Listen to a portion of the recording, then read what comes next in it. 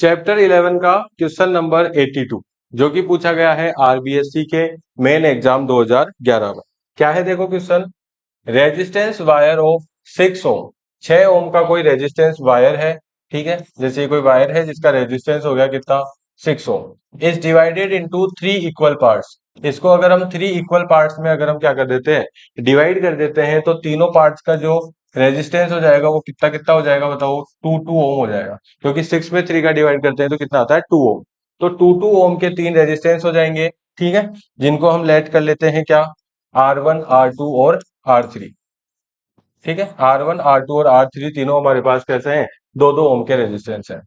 To parts are connected in parallel and third part is connected in series, calculate the equivalent resistance of the combination. अब इसको देखो किस तरीके से combine किया हुआ है, दो पार्ट्स को तो पहले काय में कर दिया, पैरेलल कॉम्बिनेशन में कनेक्ट कर दिया, और फिर थर्ड पार्ट को सीरीज में क्या कर दिया, कनेक्ट कर दिया।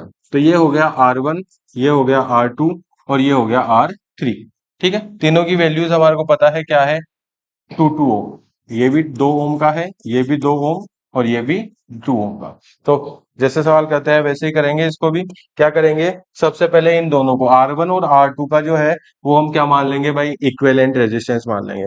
तो let R dash is equivalent resistance of R1 and R2।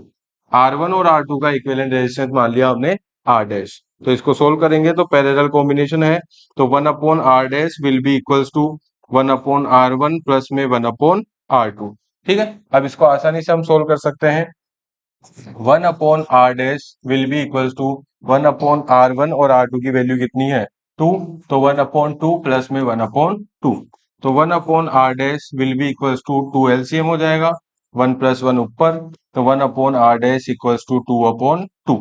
Reciprocal कर दो तो R डैश इक्वल्स टू भी 2/2, जो कि हो जाएगा कितना, 1 ओम। यानी कि R डैश जो है वो इन दोनों का जो रेजिस्टेंस आया है R1 और R2 का, ये कितना आ गया हमारे पास, R डैश 1 ओम आ गया। अब R डैश और R3 को कैसे जोड़ रखा है, सीरीज कॉम्बिनेशन में जोड़ रखा है। तो सीरीज कॉम्बिनेशन में देखो क्या हो जाएगा, क्या लिखोगे, क्या, let R is the equivalent resistance of R dash and R3, ठीक है।